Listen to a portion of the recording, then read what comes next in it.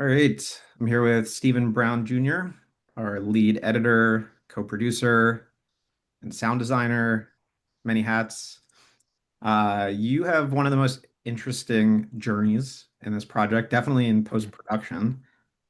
Uh, I'm curious, like, if you could kind of give an overview of like from your perspective, what it was like from when we met to where we are now. Yeah, it's actually a crazy story. I think I told you this before, but if I didn't, here it is. So I think so I think it was around November or December when you posted that you needed help. Yeah, Either way, prior to that, because it's just like I don't know, it's like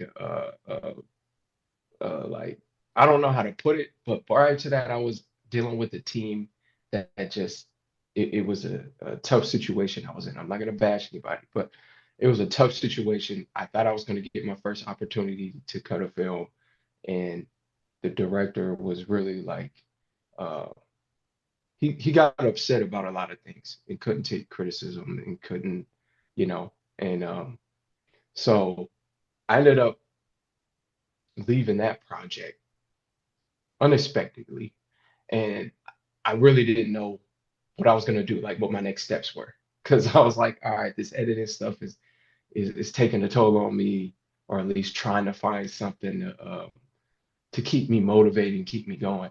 And then obviously I was still looking on the sites you posted on Mandy to yeah, try to get an opportunity, and that situation happened in November, and I think December, around that time between October and December, you messaged me, and I was like, I don't know if it's real. I don't know if it's real or not. I've got scammed on there before, so like I didn't know if it was real.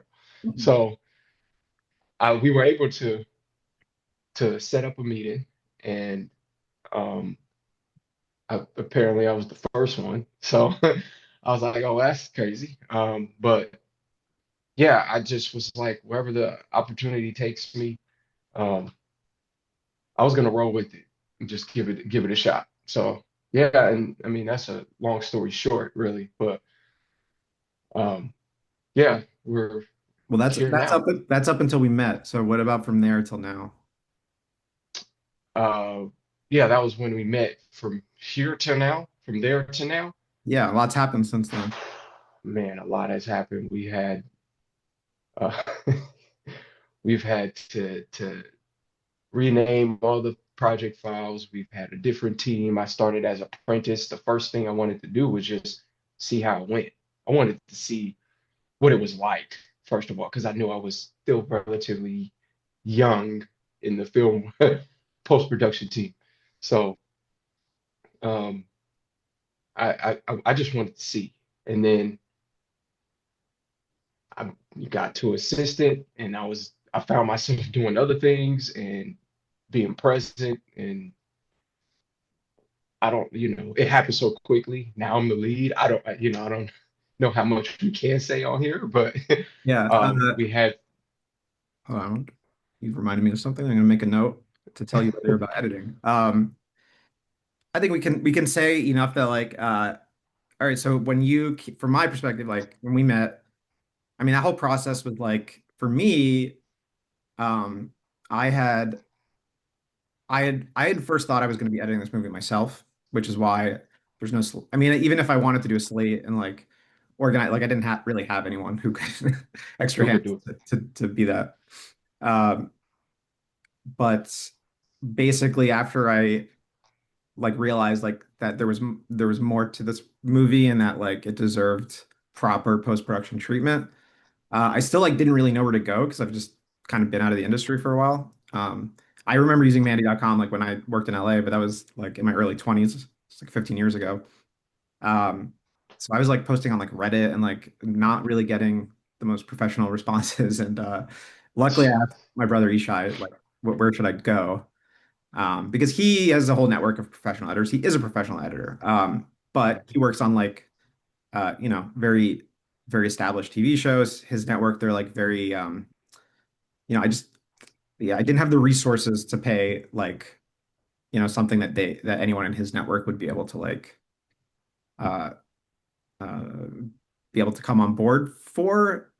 Uh, you know, I've been, I am curious like what that post read like to you because it was just me very like lost and like I don't know what to do with this. I feel like there's something special here. I can't really offer to pay, but you can have equity.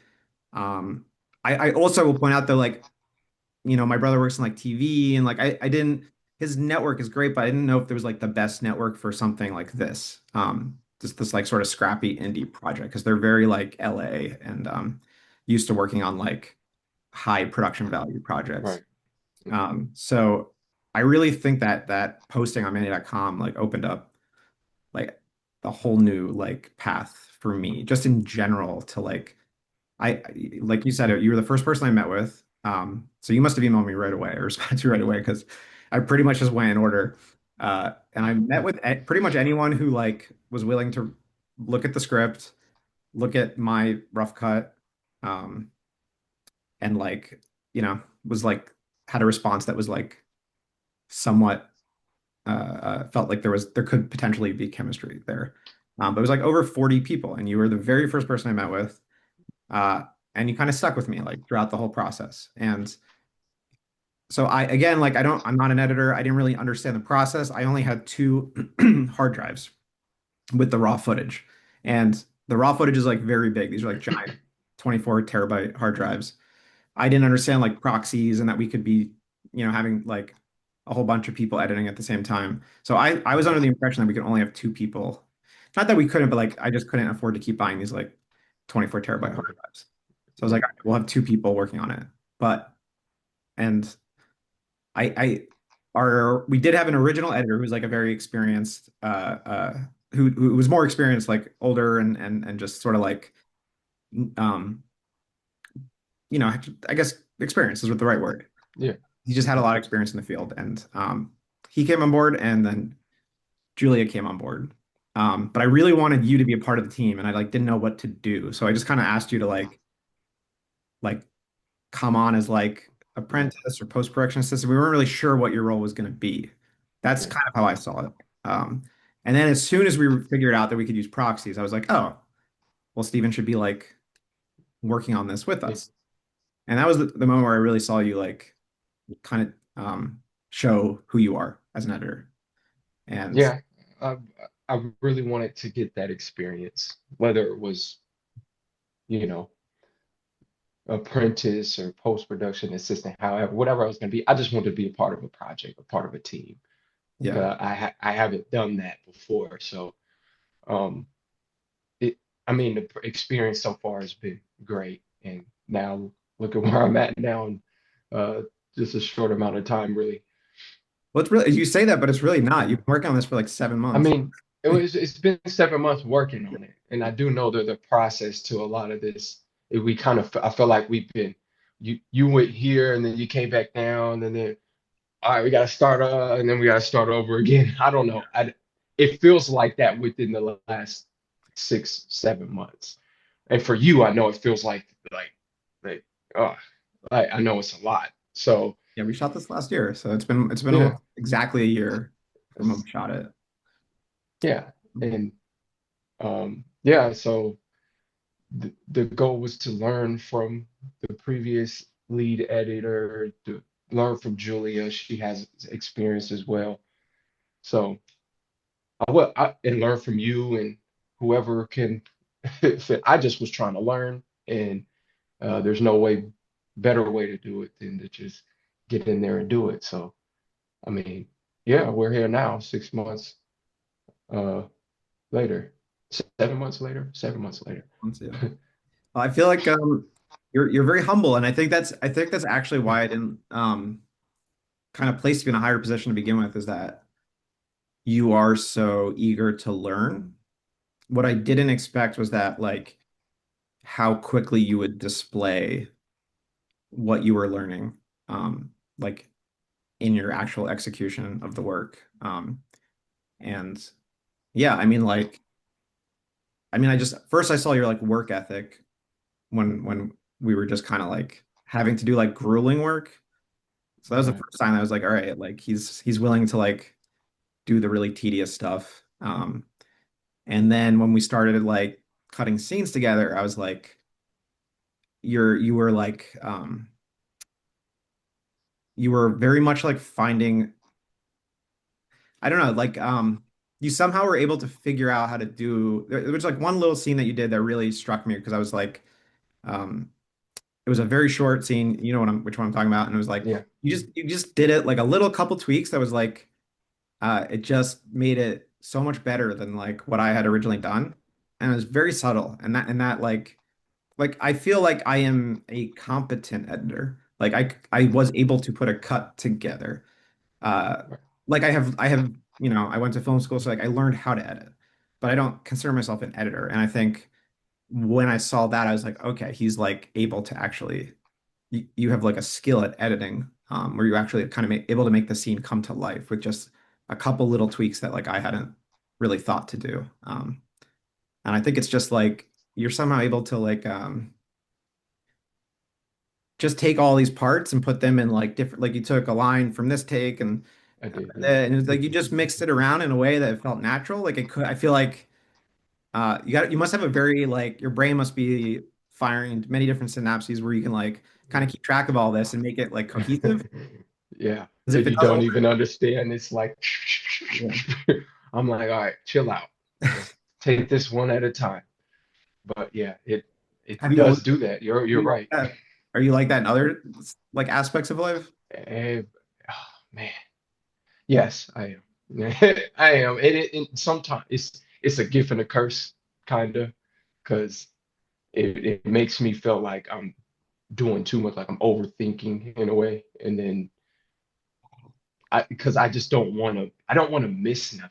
I don't know. I don't want to miss anything. And especially for something that I kind of turn the gears in my career a little bit. And I definitely don't want to miss these type of opportunities. So when I cut that scene, yeah, I got clowned for taking the whole day for doing that little scene that ended up being like 30 seconds, Yeah. maybe less. But I wanted to make sure I got it right.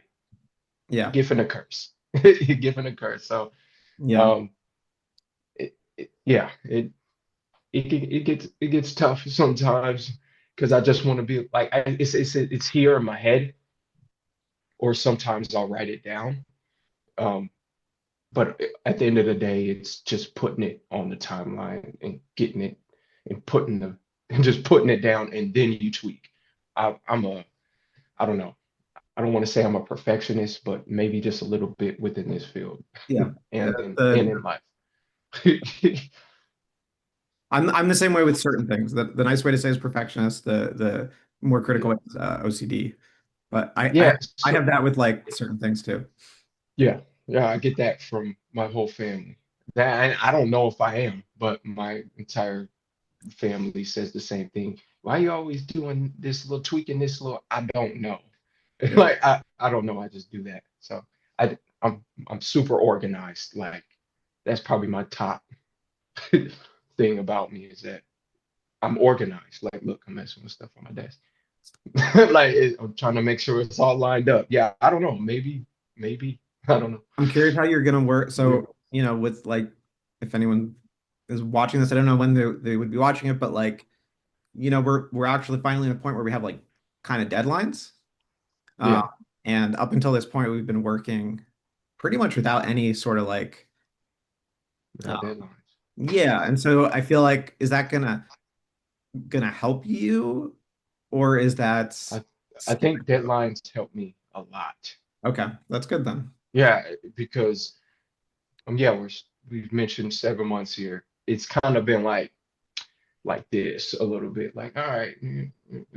Although I'm probably like I might be doing this, but my head's going super fast. But um the deadlines allow me to, all right, now let's do it.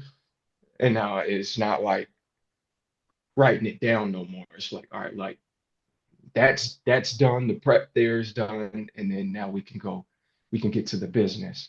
So it's good that we have deadlines. I'm happy we have deadlines. I'm very happy. Me too. A little bit And anxious. we can all kind of like get up and just like start doing. things. Yeah. Um, so yeah, Why um, don't you tell me? All right, so we talked about like,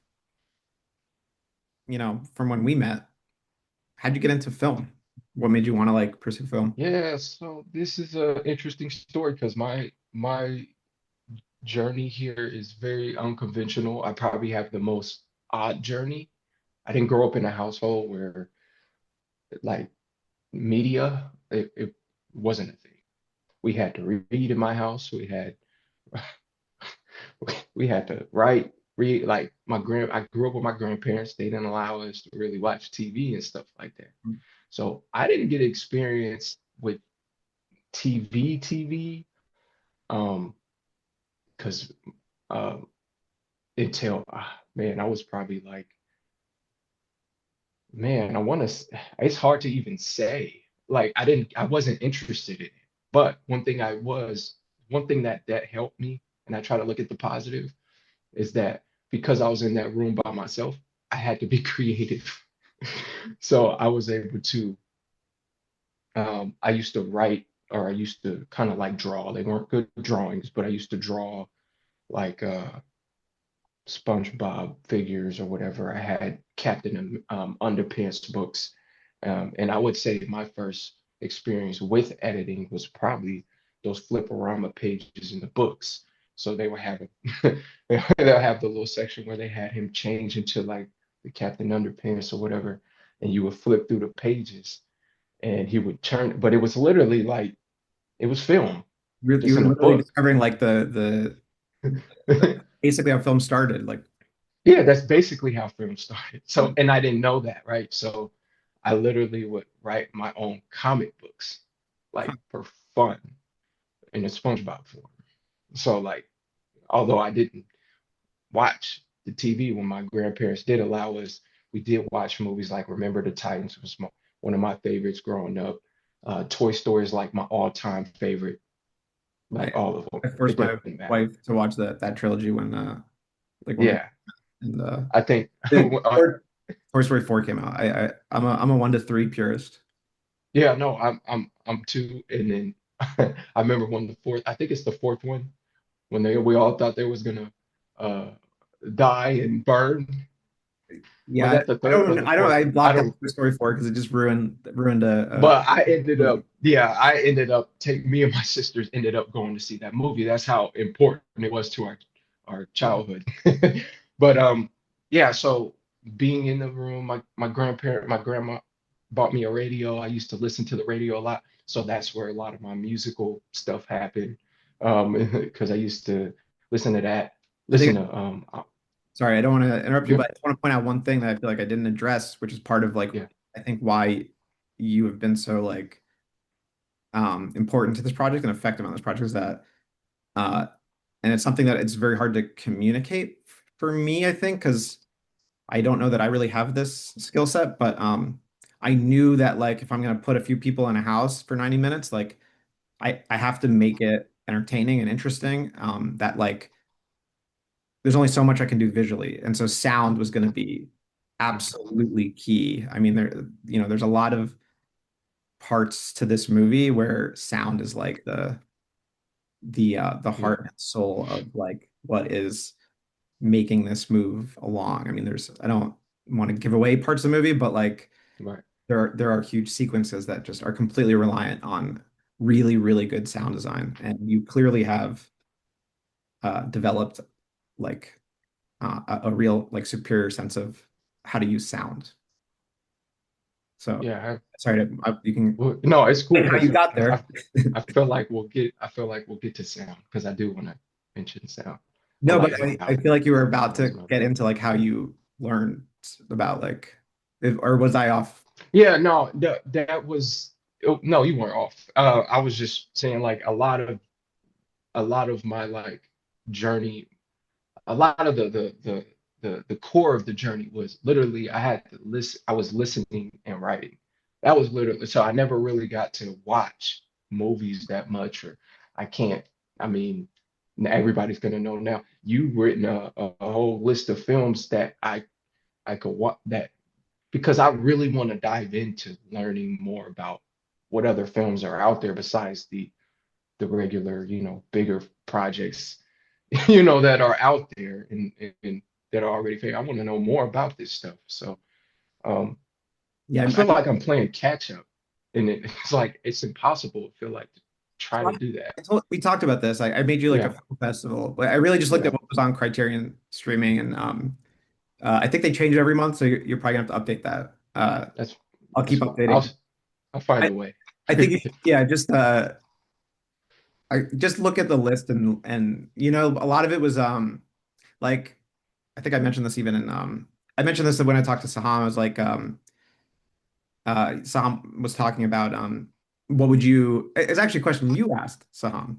Like Oh, what would you like how do you become I think it would you like how do you become a cinephile or yeah, I and did ask him. Yeah, because he's big on that. or So what movies do you watch or something? And he was kind of saying like his favorite movies.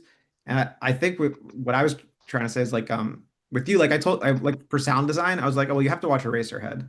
I don't love Eraserhead. Like it's not a movie that I really like want to go back to a lot. I like David Lynch a lot, but it's not my favorite movie of his. I don't think it's like I wouldn't recommend it to someone as like this is a great movie, but I would recommend it to someone who like wants to understand sound design. It's just like it yeah, uses sound in a really unique, interesting way that like not a lot of movies do that. yeah, So no, the um, sound on that movie was really good. it's just it's just different than what you typically Interesting. see. Yeah, So it's like I just felt like you needed exposure to that, and so that's really like um, where my perspective was with a lot of like the films I was recommending you was just kind of like trying to expose you to like uh, not necessarily movies I love, but just people who have used like people who have really tested like the boundaries of like what film can do in various ways. yeah. When you were well, first, are you still a comic book graphic novel reader? No, I am not anymore. That kind of like shifted. I shifted that energy into sports when I started to get a little older. So a lot of that kind of like went away. And this is what I was saying. A lot of that stuff kind of like got boxed in because that wasn't something that was in my household. And it was just for me to just be creative. I didn't realize it was me being creative, of course. Most kids don't, but it was me just like, all right, I'm in this room by myself. I had sisters, but we didn't get to hang out as much growing up. So like it was me being the only boy and being in that room by myself for those years that it was like I wasn't locked up or anything, just so we're clear. But it was a different household that I was raised in. And you had to do stuff yourself and be creative. And once I got out of that, I kind of boxed all that stuff in. So kind of like my writing never went away. So that's something I'm still trying to figure out even in my adulthood because I want to get back to that, but I just don't know where it's at. So if it's in film, I guess that's what it is. I kind of picked up poetry a little bit, want to learn more about that. Um, and music has always ran my life in a way. So like that I feel like comes from my father has a background in music. My grandparents also had a background in music, so maybe it's in my blood. Don't know, but um, that's always been something I've been super connected to. And yeah, so like to get, I guess, back into the film part, to speed this up a little bit, um, I didn't go to school for film. I minored in film my last 2 years because I needed the credits and didn't realize that everything that was boxed in actually came out. So all my writing came back. I took a screenwriting course. It was the first one I did. Took a screenwriting course, and I was like, dang, I missed this. Didn't even know why. I just was like, this is fun. So I ended up doing that. Um, I took a basic editing class and didn't even think about it. That was around like 2017, 2018. And then I was like, I want to do this more. So after I graduated, which I graduated with a degree in kinesiology, I wanted to do sports medicine. Oh. And um, I was already tired of it when I graduated. So I was like, I want to do something different. So I bought a camera And the first thing I did was shot a music video for one of my friends for free. And I didn't know that. I was like, wait, who's editing this? So I shot the video. Like, I guess I'm gonna have to edit this stuff. So yeah, I hit up YouTube, figured it out. Already kind of had basic like um, knowledge of Premiere Pro or something. That so I ended up paying like the monthly stuff for that. So I ended up downloading that to my computer, um, and then the rest is history, really. And like ever since then, I shot a bunch of music videos. I edited all of them, and that's really where a lot of my it helped with my sound, helped me figure out how to tell a story better. Um, I would say the thing that that did kind of make me really pay attention to storytelling because not a lot of music videos are going to do that for you. I Yeah. had to shelve that. I went to do weddings. I was an editor for weddings, and that's when everything kind of like was like, I'm actually enjoying this. So how do I make this into a career? And this is relatively new, believe it or not. But um, I believe it. yeah, so I see how yeah, quickly you learn and are able to I mean yeah, music videos were definitely part of the ones you had at least on Mandy.com was like they were I would not have I would have thought they were the work of someone who's had like decades of editing experience. So yeah, not at all. But yeah. that's good. That's kind of cool that you say that. I didn't know that. I Yeah. look at those videos sometimes. I'm like, damn, why'd you do that? What is this? So like, yeah, I probably yeah, you know, I'm my worst critic. Everybody's their worst critic sometimes. So I give my videos a hard time, and other people actually seem and tend to like them. And they're gonna be special gems in there. I kind of want to go back and like do a revised version of a few of those, but yeah, maybe one day.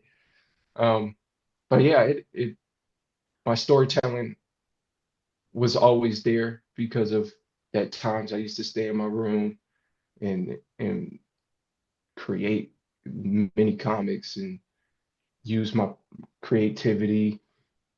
And then as I got older, I think weddings really sealed the deal for me as far as like, all right, I want to be an editor. This is what I want to do because it's fun putting their stories together, putting these stories together, their love stories together or whatever. Um, and that helped kind of like with a lot of what That's I'm such a dealing like with now. that's such a interesting and I think unique journey because I feel like It is. at least from my perspective because going to film school you go to all these people with like these huge dreams and then they come out of it like oh how do I turn this into a living and it's like oh I'm gonna shoot wedding videos like and it's like Right. a bummer to them whereas you like were doing this and like looking at it as like love stories that you're putting together it's like the such a nicer path I think Yeah, helps it's explain a yeah, it's an interesting one. Yeah, I'm not like our buddy Saham where I know everything. Like, no, I didn't grow up that way. I didn't. I am willing to learn though. well Uh, yeah sorry go ahead. yeah, no, go ahead. Go I was ahead. just gonna Yeah. say the one thing that we all have in common, I think, I imagine a lot of people relate to this. Probably our whole team. We have a whole team of just fascinating, talented people. But I think I've been thinking about this a lot because I kind of recently became a father, and I relate to you with this. Like, I think it's I've been reading about this. It's just like boredom is good for kids because it breeds imagination, it breeds creativity. It's I had a lot of that because I had older siblings. They're 5 and 7 years older, so like I was alone in the house. Like I was a kind of an only child for like you know what like 12, 13 to 18. So and that's when I really started writing a lot. So I always I think it relates to Saham because I think he also had maybe we didn't talk about this in depth, but I also associate watching a lot of movies with that boredom. So I guess boredom plus access can create that like obsessiveness where you just kind of like watch all this stuff. I don't know. I feel like it's much harder, and it's kind of like learning a language. When you're a kid, it's much easier because you're absorbing so much, and it's much Yeah, harder to like absorb all of that. Which, yeah, yeah, I don't know. The one thing I was just want to point out is like I think it's a very interesting thing that I constantly wrestle with, which is like how good is boredom? Because yeah, there's obviously a point where it's like too much, but there is something positive about it where creativity can come. Um, and yeah, I relate to that, and I always wrestle with like how much to yeah. how much to look at that as a positive or just I mean, I think in adulthood, I think it's more of a positive thing. I think we're doing a lot nowadays. yeah, So like sometimes stepping back, doing something that is, I guess, nothing yeah, helps kind of like bring you here to just bring you back down a little bit. I don't know. It does for me at least. For me, I know that uh taking taking walks or being out in nature helps my brain like it's my brain's like recovery process. So like and that helps come back to this office. I mean, we're in this most of us, some of us since COVID kind of been working in offices for the past 4 or 5 years. yeah. Um, so, and that's kind of like I didn't know, but that's where my life is now at the moment. It's being an editor, and sometimes you get caught up in these walls, and they talk back to you, and like you get, you can get frustrated here. So, I'm glad I still have an outlet that allows me to just step away. And I do think sometimes stepping out of the office, sitting on the couch, throwing your legs up, not doing anything, Yeah. just Yeah, relax. it's Helps. boredom's like something you have to seek out, or I mean, it could be meditation. It's like Right, exactly. it Yeah. is like a yeah, it changes when you're in adulthood. But yeah, like I know I've watched Ishai be a professional editor, and I can see how taxing it is to just like be at the computer. And I think that's partially why I can't be an editor. So I don't have that like kind of patience, and like I can't be sitting at the screen all day. I mean, I do when I write, but like I'm like that knowing I get to like direct. I just working with actors. It's just like what I'm always kind of looking forward to if I'm writing something or um, hoping for if I get to make it. But I know that Ishai like he has to go on a hike every single day. Like in the morning, he goes for his hour walk, and like that's his way to Yeah, no, that's like deal with. So I think for editors, like if you make it a full-time job, you really just have to like find that routine where you get out and gotta find those outlets for you. Even some of them are new. Like for me, I have to um I, I do want to get into meditating more. I need to be more consistent with the walks, but I need to do something like that too. I do them, but then like it's like a every other day type of thing. I'm just getting back into exercising and running more. So uh it, it helps me because then I could come back and I feel refreshed. Um, so yeah, finding those outlets are super important. And sometimes if your outlet is not doing anything, the night that's a possibility. I have to learn that. I don't. For some reason I'm always like I gotta do something. Gotta feel like I'm doing something. There's so much. I feel like I'm growing up. I feel like I've always been behind. I always feel like I call myself a late bloomer. Like I, I don't know. I feel like I'm reaching for something. I'm not sure what I should be reaching for, or if anything at all. But um, I'm just trying to just be successful in my life, I guess. The small amount of time I got on this earth. So um, yeah, figuring that out uh, in this field is it's still relatively new for me, but it's happening. yeah. I also consider myself a late bloomer because that's it's been 20 years for me since when I first wanted to make a movie till I actually did it. And so there's a lot of stuff that happened in between. And in many ways, this feels like I finally figured it out. And you're a few years younger than me. So we're both late bloomers. I think I'm Yeah. even later in one regard. So you got a lot of Yeah. time. Oh, Wow. and that actually is one other thing I wanted to say about that like film festival and like absorbing that, um, like all of that and feeling like you're too late. Um, I feel like there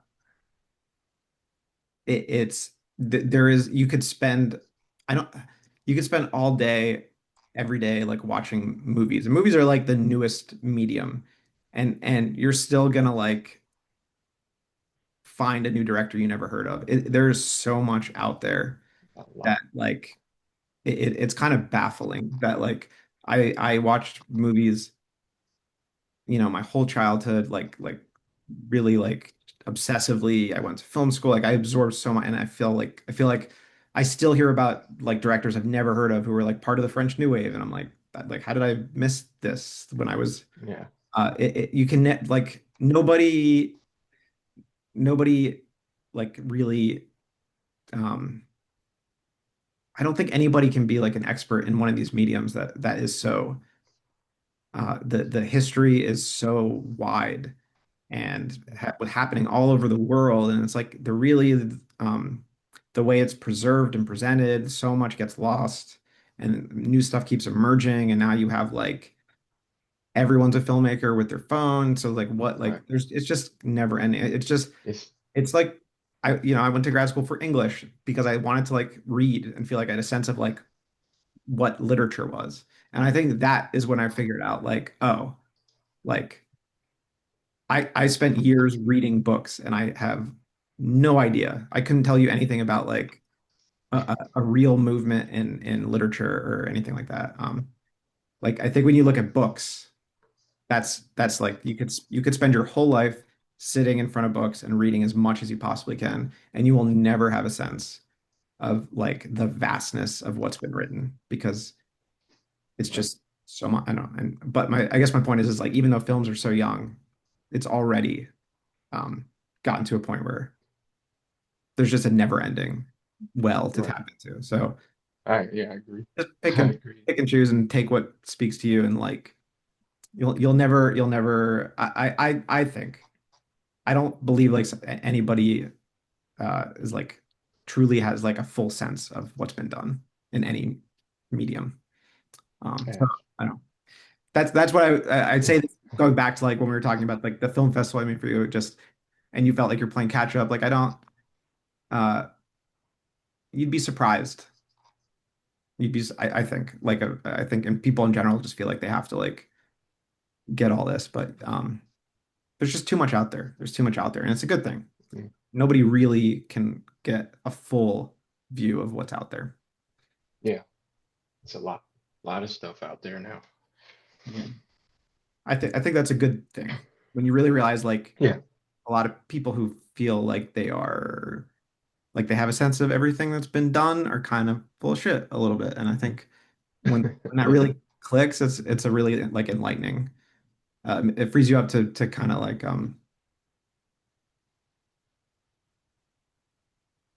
I don't know.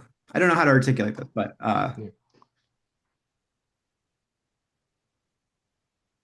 for me, the idea of there it goes back to like the OCD of like Mhm. I have that in a different sense where I feel like I need to like have everything I organized in my head. Like if I want to be a filmmaker, I have to like know everything that's been done. And then you just get to a point where like there is no way I can know everything that's been done. Right. And that to me was like liberating. I feel like I'm going through that right now with editing because I'm trying to like capture everybody's like, what Yeah. is this? What is this? Let me buy some books. Let me watch interviews. Let me watch more movies. Let me, at the end of the day, you got to go do it, right? So that's It's the only way you get better. So um, I feel that same exact way with editing because I want to, I just, I feel like I want to be great at it. Like I don't want to just be good. I'm not trying to be Walter Murch, but I kind of do.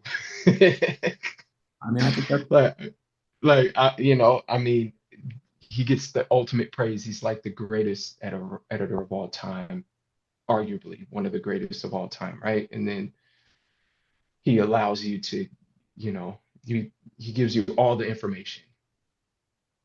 And then I try to like pick from like some of my favorite movies. I'm just feel like there's so much out there that I don't know if I'm probably never gonna learn all of it, but I want to do my due diligence in life to be like, I at least I tried, and I'm just trying to go from good to great for me. Yeah. I might be a little obsessed with like being great at this now in this time. Uh, and that's kind of like where I'm at now because I want to pull from everybody's stuff, like short films, like everything, even video games, uh, songs, music. Like I'm trying to. Oh, that was a good line. Let me. That could be. I can see what you're talking about. So like everything is like that. I think edit. And I certainly have not made this easier on you because I'm probably the worst person to like to encourage that because I just keep giving you more and more stuff to watch and do and I so. I'm going to do it, and that's the thing. Is like But I do you tell me, I think the thing that I where we do overlap is like we are both trying to be great, and that I think um it's I think that's where we're really like overlapping and connecting. Um, yeah, even yeah. though even though I know you're not going to be able to possibly watch everything I'm telling you to watch, and you probably I'm won't. telling you, I'm gonna try. I'm telling you. I'm just I know you said, but I'm gonna be like, but that's me. That's my mentality. You gave me a list. All right, I'll follow the list. I wanna see all these movies now. Now you tell me not to, but well, let's gonna keep I'm gonna going. find time. I'm gonna find time, and then when I hit you, I'm gonna be like, completed. That's all I'm gonna say. Yeah. Uh, We'll see. I my goal is to actually overwhelm you to the point where you can't see it all and accept it, yeah. and that you find greatness in there, or that we find a way to work together that creates greatness Right. without like, because I don't know. I'm never gonna be able to like see or experience everything you have, to like share with me, and but if we get little bits of it, and I don't know. Yeah. I really think that's all. I don't know, but we'll see how this movie turns out and its final Sure. product. But clearly, it's going to be very much. I've really opened up the editing to a lot of creativity, especially with you and Julia, who've just been working on it for 7 months. And like Julia helped me write a new opening, and you are very much taking the approach to editing of just kind of understanding like where I came at it from this movie, which is just not like I really didn't have the luxury to like have this very specific vision that I wanted to execute that I'm still figuring it out as I go along. And you've been really good at understanding that and bringing creativity into the editing. So I think if greatness does come from this collaboration or out of this movie, it's very much like the combination of everyone's creativity and you're as a lead editor, obviously a huge part of that. Um, Yeah. we're gonna we have a few questions that people asked, as you know. Okay. Yeah. So we're gonna go to those and then we'll finish up. Um, so Tanya, my wife and the producer of the movie, says, "What movie made you realize you wanted to become an editor?" Mm, yeah. I had a hard time with this one. Now, only because there was so much that I like, but I also wanted to pick something. I want to pick something that's like, I guess, that doesn't get a lot of recognition, I guess. Mhm. But I guess when not as everybody knows at this point the journey in a way. Um, that movie for me when I was for editing wise was probably Blue Ruin. Oh, That was edited by Julia Bloch, I believe. Um, I don't know. It was a simple story, and it was more low budget. It was a low budget film, yeah. and it was a simple story, but it was edited. Like that was that was one of the movies I really watch movies and be like, uh, this is something that I wanted. that was the time I was like, this is something I want to do because of how this movie was edited. And I think it was the way the story was told, but obviously editing is storytelling. But it just made me look at like, all right, yeah, I wanna do this. Like, and that I think I seen that movie. I didn't see it when it came out because, like I said, I'm playing a lot of catch up. I seen it. I want to say I saw it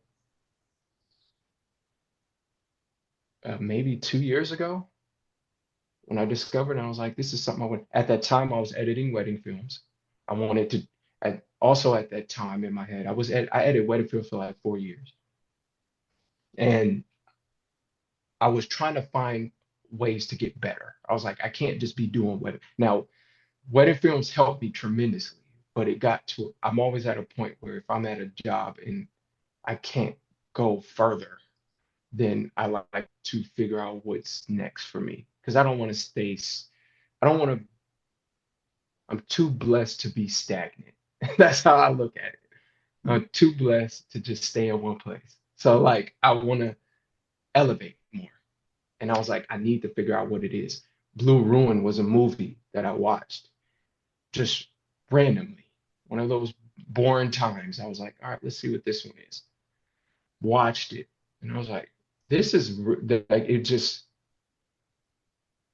I want to edit movies. That's what that movie did.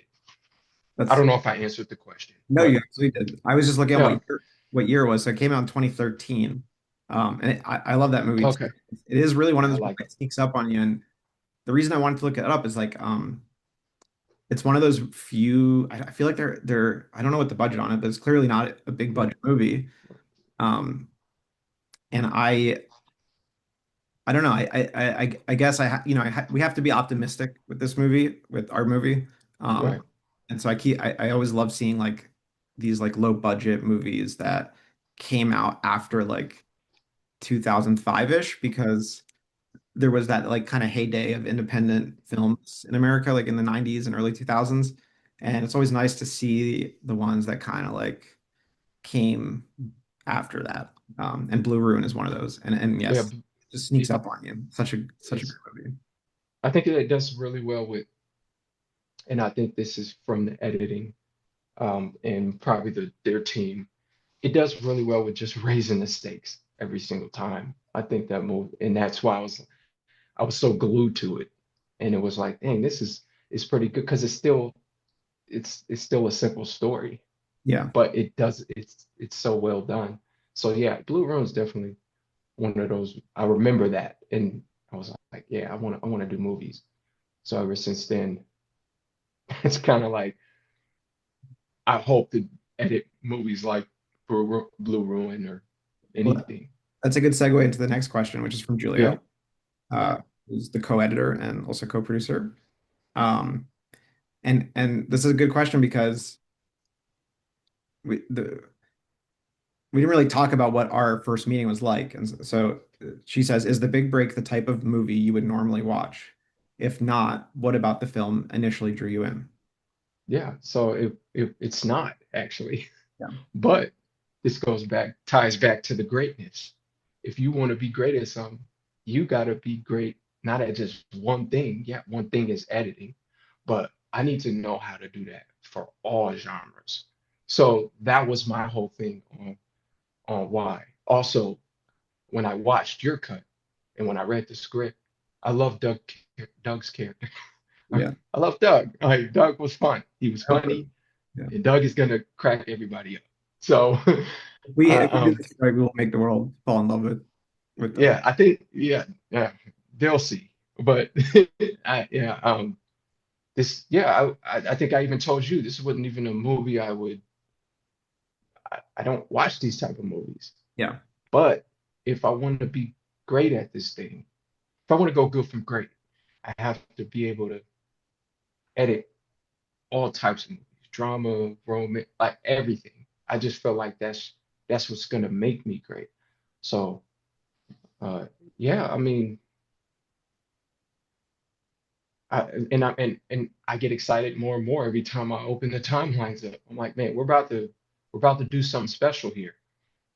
Like, and You were very that's my whole, yeah, you were very open and transparent with me in our first meeting that this was not the type of movie you would normally watch. And yeah. that's exactly the more I like the more first of all, just like that transparency and honesty is hard to come by.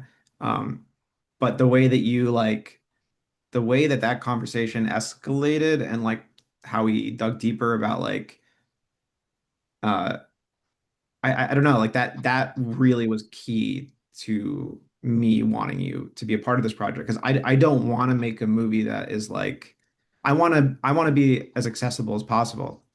Um and I think that's the mistake that a lot of like um kind of like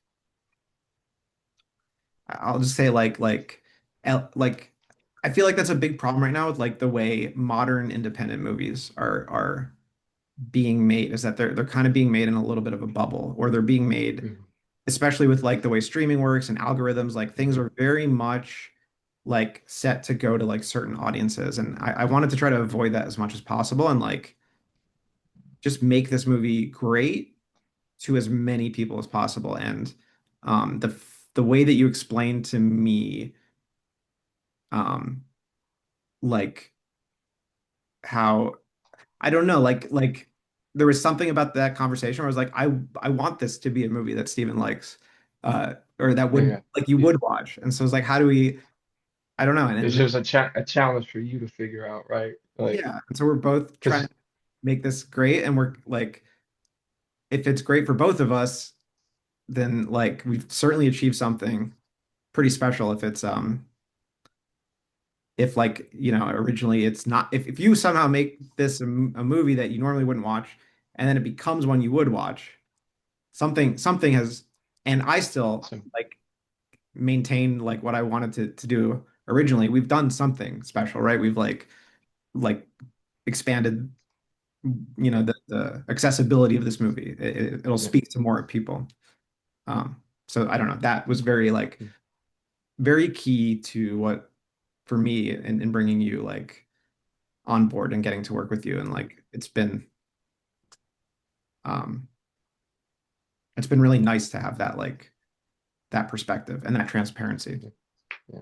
Good Uh, question, Julie. Yeah, all right, we got two more. And so Ishai says, what's your most underrated, well-edited film? Oh, I I just mentioned him, and I think it's the conversation for me. Oh, that's funny because I think growing up, that was Ishai's favorite movie of all time. Really, yeah, Yeah, I you think it's talked the about that. Yeah. conversation. Yeah, and again, it goes back to the storytelling on how you can tell the story that way. And those were pretty, I guess, Francis Ford is a great director as well. So, I mean, yeah, I would say the conversation. I had to watch that movie twice. I watched it back to back. I was like, there's no way that this is what this. I don't know. Something strange about it was so good the second time, even though I already watched it. So it was a weird feeling. And I think I've always liked him, the way they tell this story and I watched maybe a few interviews about how he talked about it. And I think uh, Merch came out with another book that has the focus is kind of like obviously it's editing, but it has his other stuff like 'cause he's a sound designer and whatnot. Um, and the cover is actually the conversation. But I listened to it like of the movie, but I listened to certain like his interviews on it and how he came up with like how he took some audio or dialogue or whatever and put it in a scene that didn't even go. And like I was like, wow, I didn't even notice that. So that's why I watched it the second time because I wanted to find these little things. So at first I was just watching it just to watch it. The second one, I was trying to study it at that point. But I liked it even more after I like watched it the second time. I was like, nah, I'm not gonna do it this way. I need to see this movie one more time. I don't know. Something in my head was like, you should probably watch this again. And that's probably why, because I think that it was edited so well, and the storytelling was like on point, but it deals with like privacy at the same time. So it's like, and it kind of connects with this world today in a sense. Yeah. Yeah. Social media is like, I mean, so much stuff on the media nowadays. And that movie came out in the 70s, so it connected just a little bit because I'm not a big social person or social media person. I'm social, but a social media, I'm not really big on it, and it's annoying at a lot of points. So, but it's the world we live in, so I'm just like, it kind of connects in that way. But yeah, I would have to go with the conversation. Kind of want to watch it again now, but I don't know why it makes me feel that way. It's When you very watched it weird. the second time, was it like, were you, are you that, do you go from like watching it as a viewer to watching it as an editor, or are you just like always Yeah. watching it as an editor? Well, Does which is strange because before I was trying to pursue this as a career, I didn't look at that type of stuff. Now that it's like a career, it's like I pay attention to it and maybe too much. yeah, So I have this is it's a yeah, it sucks because sometimes I just want to enjoy I really just want to enjoy movies. yeah. But the conversation, I just That's what it makes was a slower movie and it was like a very well paced type of film. And to me, that's a perfect edit. And yeah, then don't get me on the ending when it looked like, yeah, don't, yeah. When he did the camera, yeah, the ending was perfect. Yeah, so that's probably one of my favorite movies actually too. As a, yeah. That's a great movie. And it's yeah, something that like I think why it's easier to like ingest all these movies when you're younger is that you can watch them more as a viewer. And then as you like become more like career oriented and more like it's I have trouble watching like great movies these days because it's like hard for me to just enjoy it. I'm so like yeah. what the components as a filmmaker. That's how I felt too when I go to the theater now. Like I still go to the theater. I enjoy going to the movies and watching, or going to the theater and watching movies. And I'm like, oh, that sound was like I'm sitting there like, oh, that sounded so good. Like I'm thinking like I'm trying to hear everything, see everything. I don't know. I like it's getting harder. I'm trying to like find a way to stop it, but and just let's just enjoy. Let's enjoy. Let's watch something. Um, Maybe that's why maybe I need to watch more comedies. I I feel like I would ignore the other stuff. Yeah, I try to balance it out with like what's the like guilty pleasure, I guess is probably the word people use for that. Like I Yeah. I have a lot of like that like true crime and like just Yeah. like kind of that type of stuff is just like cleans my palate in terms of like I don't have to worry about the filmmaking and just like um I same actually. I love true crime stuff. I love or like documentaries would take me away. the documentary I stuff love it's that. hard to get into like I if they're I mean not that I mean true crime are documentaries but yeah, well, there's something about where documentaries meet, like, I guess, just what like reality TV and like what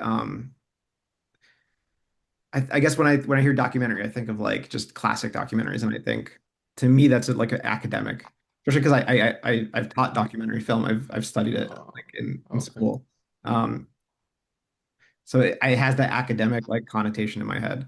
I don't know for some reason true crime like I can break that off and Oh, like it's suddenly like okay. entertainment. I don't know. I don't. That's entertainment. I Technically the mean, I don't same know. I haven't. thing. I don't Yeah, know. that's cool though. I've never looked at it that way, but Really I just a like. different word for the same thing. I don't know. Yeah, I don't know. Are they? Well, there are true crime documentaries, but then there's like crime TV shows. I don't know. I guess when I think true But crime, I'm like technically, I usually just mean like relatively I don't know. There's something like I feel like true crime isn't because it has such a like uh, devoted fan base. It's such a Mhm. big like people who watch true crime love true crime. Like that it's people it's just churned out so quick. There's Yeah, so much out there that there it's is. Yeah, not really made a lot of it with like fine tuning filmmaking. And that to me is like a guilty pleasure because I just know I don't have to think about like right. filmmakers who like spend a lot of time on this. So I'm not like analyzing anything. I'm just it's just entertainment and a fascinating story. Yeah, I understand. All right, last question. Yep. Thank you. This has been great so far. Uh, I'm curious how you will answer this. This is from Trevor, who plays Travis in the movie. How chaotic has the editing process been? It's been chaotic. It's been chaotic. I think we're past chaotic now. The process of chaotic with the audios and slate, no slates, Yes. and that was the chaotic part, and This, it was a lot. We took that was the most of our time. So hopefully, or not hopefully, but now we're going to get into the real nitty gritty stuff because now it helped a ton, even though it was chaotic, because you get to learn the scenes, you get to know what performances are the best. Um, you get to make your markers and make your notes and things like that. And what, yeah, it's chaotic. The whole thing. I'm going in and I'm trying to organize Da Vinci as we go, but it was pretty chaotic in there. yeah, if It's someone like watching 50 this, timelines. if someone It's watching like this, 50. they don't know, like Yeah, I didn't have a slate. I didn't do time codes. Like I really thought I was just going to no be time. editing this myself.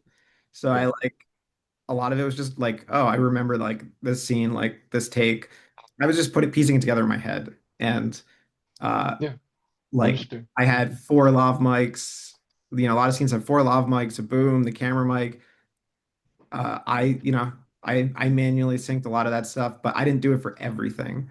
You guys painstakingly went through all of that footage, organized Yep. it. Just Um, named it, gave it some yeah, names. but it's interesting to me that you find that. I would think the process that you like you taking over as a lead would be more chaotic because uh I, I'll say that's less chaotic at the moment different type of chaos. because it's a different one. Like I like because we've been in it, and I think Hmm. it started that way. So like it has gotten less chaotic for me. So it started to get more chaotic with like all this footage, all these audios, syncing Alan stuff, syncing Charlie stuff, syncing Doug, syncing so like it's a lot of files. It's a lot. Yeah. So that was to me, that's like, oh, let's organize the chaos. Hmm. Once we organize the chaos, this should be smooth. And that's just how I look at it now. Like, yeah, it might be chaotic and certain scenes might be crazy, like timelines might be crazy. I mean, I just recently did the teaser for Yes. Big Break, and I had 10 audio tracks. 10 audio tracks. So like that's for a For a teaser. one I for feel one like yeah. Yeah. for 1 minute. So I know it's gonna get crazy, but I'm I'm more prepared for it now. Yeah. And the funny thing is that like yeah, I mean you must know the footage better than me now. Um so much of what I think made this movie special is how chaotic it was shot. It Like fits, right? yeah, it was just, like three two crew members who had never been on a film set, four actors in a house for like 6 days. It was chaotic. It was madness. I had no idea what was going to come of it. And so you took that chaos, you've like organized it, the editing team, and now um, so much of the movie has to like recreate that chaos because a lot of the comedy comes from a sort of From the chaos. chaotic Yes. tone. So you've organized chaos, and now you're trying Gonna to bring it back.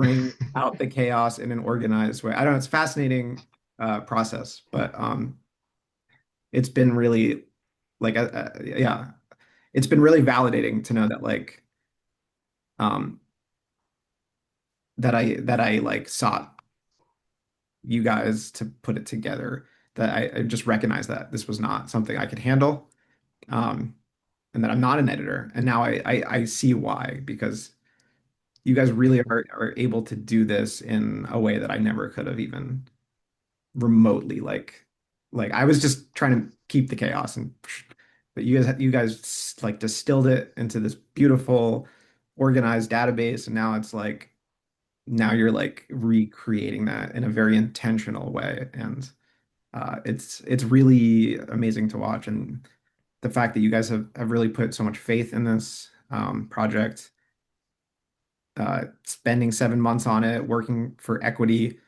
I know you guys all like trying to survive and working other jobs, and it's like just really meant the world to me. And I feel like I'm fighting even more for this movie now that I have like this team of like people who believe in it as much as I did and do now even more so. Yeah, we're going to um, create the best movie we can. That's the goal.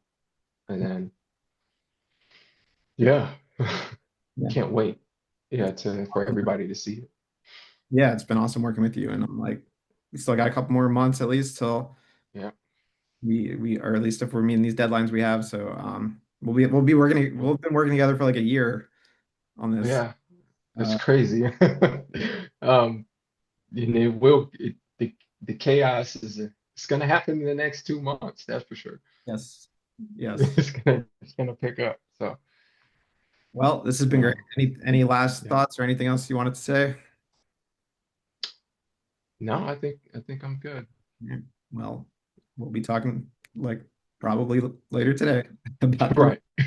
Exactly. Uh, Yeah. all right, Steven. Thank you. It's been awesome. Thank you. Thank you. Yeah. All right. Bye.